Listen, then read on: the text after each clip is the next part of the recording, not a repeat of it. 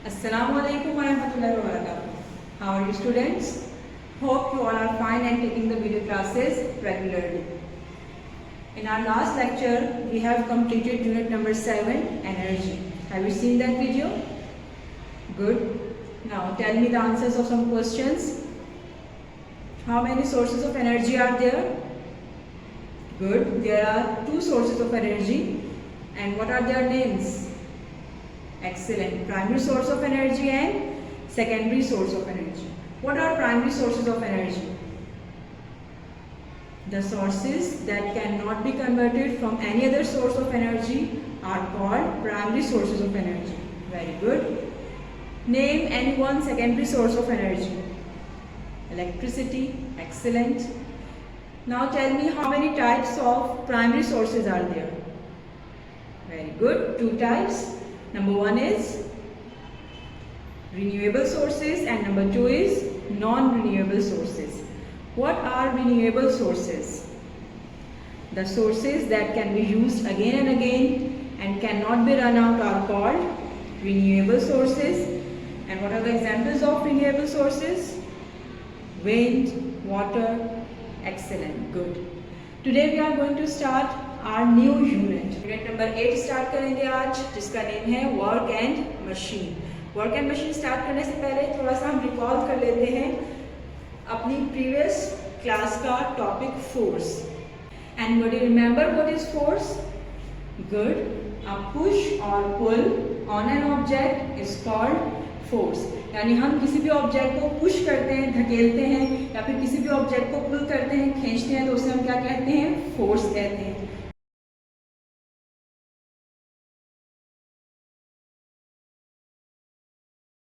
और इस फोर्स के रिजल्ट में क्या होता है उस ऑब्जेक्ट पर? अगर वो स्टॉप है, रुकी हुई है, स्टेशनरी ऑब्जेक्ट है, तो वो मूव करती है.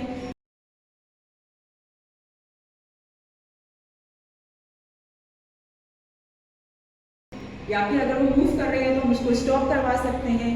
उस मूविंग ऑब्जेक्ट की हम डायरेक्शन चेंज कर सकते हैं.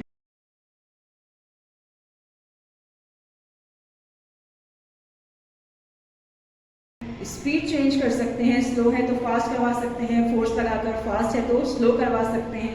और उनकी हम शेप्स भी चेंज कर सकते हैं.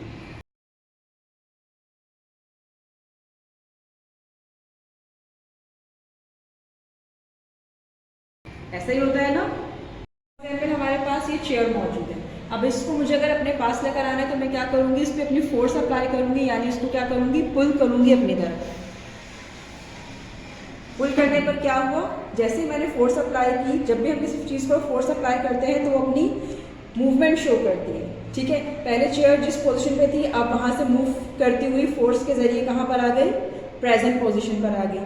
अब अगर मुझे इसको दोबारा अपनी प्रीवियस पोजीशन पर लेकर जाना है तो मैं क्या करूँगी? इसको पुश करूँगी. पुश करने पर क्या हुआ कि इसमें भी क्या हुआ? वर्क हुआ और ये अपनी प्रीवियस पोजीशन पर वापस चली गई. तो फोर्स के जरिए हम चीज़ों को मूव करवा सकते हैं, उनकी पोजीशन चेंज कर सकते हैं, डायरेक्शन और स्पीड को चेंज कर सकते हैं. ठीक है. देख लेते हैं बोर्ड पर डेफिनेशन फोर्स की. फोर्स क्या है हमारे पास? अ पुश और pull on an object is called a force. A force can make the things move, change their direction and speed, change their shapes, etc. Example: pulling a chair, pushing a cart. cart कहते हैं छकड़े को. अक्सर आपने देखा होगा fruits और vegetables के होते हैं मार्केट में, बाजार में. ठीक है. पुशिंग बॉल बाय किकिंग, यानी अगर हम फुटबॉल खेल रहे हो तो हम बॉल को किक करेंगे, वो भी एक तरह से हम क्या कर रहे हैं? उसको पुश कर रहे हैं. और फिर उस क्या हो जाएगी? वो जो स्टेशनरी बॉल थी वो मूव करने लगेगी. इतना है सबको समझ में. अब ये जो हम फोर्स लगा रहे होते हैं और काम हो रहा होता है, अपनी इस फोर्स को कम करने के लिए कि हम कम फोर्स अप्लाई करें, हमारा काम ज़्यादा हो जाए और जल्दी हो जाए, साइंटिस्ट ने क्या किया? डिवाइसेस यूज़ किए हैं, ऐसे इंस्ट्रूमेंट्स बनाए हैं, ऐसे आलात बनाए हैं जो क्या कर देते हैं? हमारे फोर्स को कम कर देते हैं. टाइम भी हमारा कम खर्च होता है, सेव करते हैं हमारे टाइम को, और जल्दी से वो काम आराम से करवा देते हैं. उन डिवाइसेस को कहा जाता है मशीन. क्या कहा जाता है? मशीन. मशीन क्या है हमारे पास? ऐसी डिवाइस है, ऐसे आलात हैं जो हमारे काम में मदद देते हैं. कैसे मदद देते हैं? वो क्या करेंगे, हमारे काम को कम तो नहीं करेंगे, हमारे काम को वो आसान बना देंगे। यानी हमारी एफर्ट, हमारी फोर्स कम इस्तेमाल होगी, हमारा टाइम बचेगा, कम टाइम में वो काम जल्दी से करवा देंगे। ठीक है। अब ये जो मशीन्स होती हैं, ये इनको भी क्या चाहिए होता है काम करने के लिए? एनर्जी। जैसे हमें काम करने के लिए एनर्जी चाहिए, सुबह हम नाश्ता करते हैं, फिर काम करते हैं, फिर लंच किया जाता है, फिर काम करते हैं। अब ये जो हम बार बार खाना खा रहे हैं, दोपहर का खाना, रात का खाना, क्यों खा रहे हैं? क्योंकि हम मुख्तलिफ काम कर रहे हैं, उस काम के लिए हमें एनर्जी चाहिए। इसी तरह मशीन को जब वर्क करना होता है, काम करना होता है, तो उसको भी एनर्जी चाहिए होती है। और वो एनर्जी आपने लास्ट यूनिट में पढ़ा ही है कि बहुत सारे काइंड्स की है। हमारे पास जो मशीन में एनर्जी यूज़ होती है वो मैकेनिकल भी हो सकती है, इलेक्ट्रिकल भी हो सकती है, केमिकल भी हो सकती है। फॉर एग्जांपल, आपको हवा लेनी है तो आप क्या करेंगे? स्विच ऑन करेंगे, आपका फ़ैन क्या होना शुरू हो जाएगा? ऑन। ठीक है। जैसे ही आप स्विच ऑफ करेंगे, उसकी इलेक्ट्रिसिटी ख़त्म हो गई सप्लाई एनर्जी की, तो वो आपको हवा देना भी बंद कर देगा। ठीक है। तो कंटिन्यूस स्टेडी सप्लाई मिलती है एनर्जी की, मशीन काम करती है। और अगर ऐसा नहीं होता, उसको एनर्जी नहीं मिलती, तो वो अपना काम भी रोक देती है। इतना है समझ में। फॉर एग्जाम्पल, अम्मी मशीन में, वॉशिंग मशीन में कपड़े धो रही होती है, हाथ से धोएंगी, उनकी एफर्ट ज़्यादा लगेगी, टाइम भी ज़्यादा लगेगा। लेकिन वॉशिंग मशीन से क्या होता है कि उनकी वो एफर्ट कम हो जाती है, टाइम भी कम हो जाता है। लेकिन थोड़ी देर बाद आप हाथ लगाकर देखें उस मशीन, जब अम्मी ने काम ख़त्म कर लिया हो, तो वो आपको गर्म फील होगी, हीटअप हुई भी होगी। क्योंकि जब आपके पास मशीन में एनर्जी प्रोवाइड की जाती है, तो उसमें से कुछ एनर्जी हीट एनर्जी में चेंज हो जाती है, और बाकी जो एनर्जी होती है वो हमारा काम करवा रही होती है। इस तरह से आपको किसी दूर के इलाके में जाना है, स्कूल से घर या घर से स्कूल आना है, खुद पैदल जाएंगे तो आपकी फोर्स ज़्यादा इस्तेमाल होगी, टाइम भी ज़्यादा लगेगा। लेकिन अगर आप कार की मदद से, बाइक या किसी भी व्हीकल की मदद से जाएंगे, तो आपका टाइम सेव होगा और आपकी एफर्ट भी कम हो जाएगी। ठीक है। देख लेते हैं बोर्ड पर। मशीन क्या है? A device that make our work easier to do in less time. Machines can not work on their own, as they need some kind of energy to function. The kinds of energy which are needed to run machines can be chemical, mechanical or electrical. All machines need a steady supply of energy to keep them working. ठीक है? The activity of the parts inside the machines make them heat up. Some of the energy is changed into heat and the rest is used for doing useful work. Examples हमारे पास machine की बहुत सारी हैं, उसमें से कुछ देख लेते हैं। Car helps to travel long distance. Clock helps to measure time. Washing machines help to wash clothes. ठीक है।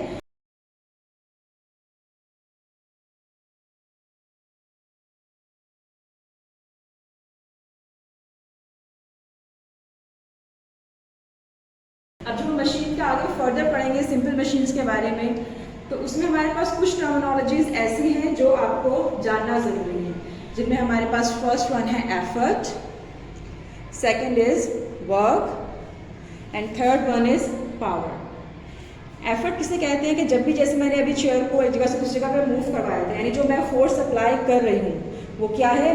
मेरी एफर्ट है। जो भी मशीन को एनर्जी मिल रही है काम करवाने के लिए, वो उसकी क्या है? एफर्ट है। तो एफर्ट की डेफिनेशन क्या हुई?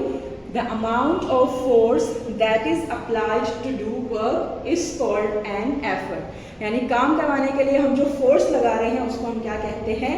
एफर्ट कहते हैं। ठीक है। नेक्स्ट है हमारे पास वर्क। वर्क क्या होता है? जो काम हुआ फोर्स लगाकर, एफर्ट लगाकर, जो भी उस चीज़ पर काम हुआ है, जो करके दे रही है हमें वो काम, वो उसका वर्क होगा। फॉर एग्जाम्पल, मैंने चेयर अपनी तरफ पुल की थी तो उसने वर्क करके दिखाया, यानी पोजीशन चेंज की, मेरी तरफ आ गई। ठीक है। इसी तरह से आपने अक्सर देखा होगा कि रोड पे लोगों की गाड़ी ख़राब हो जाती है, तो क्या होता है? उसको लोग धक्का लगा रहे होते हैं, यानी वो एफर्ट लगाते हैं और वो कार मूव करती है आगे की तरफ। यही होता है ना। तो वर्क आपका जो है वो डिपेंड करता है एफर्ट पे। जितनी ज़्यादा एफर्ट लगाएंगे उतना तेज़ी से काम होगा, जल्दी काम होगा। जितनी कम एफर्ट लगाएंगे उतना स्लोली काम होगा और कम काम होगा। लाइक अगर एक गाड़ी ख़राब हो गई है रोड पर, अगर उसको कोई एक इंसान धक्का लगा रहा है, पुश कर रहा है, तो क्या होगा कि वो फासला कम तय करेगी और स्लोली करेगी।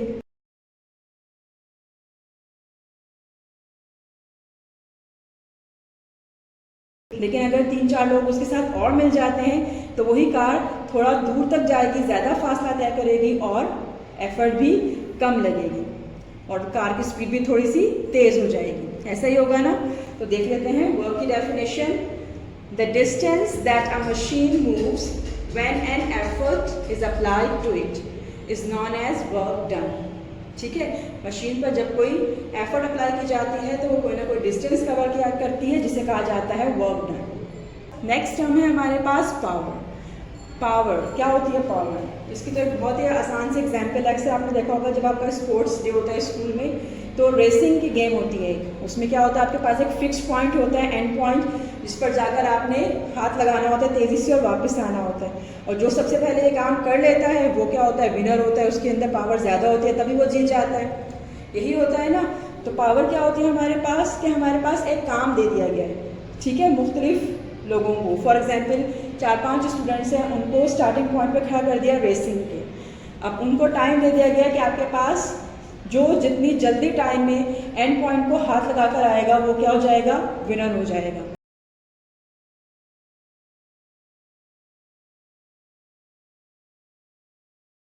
तो पावर कहलाती है आपकी, आपने जो काम किया एक सर्टेन टाइम के अंदर जीतेगा, तो वही जो कम टाइम में अपना काम पूरा कर आ जाएगा, तो वो हो जाएगी उसकी पावर।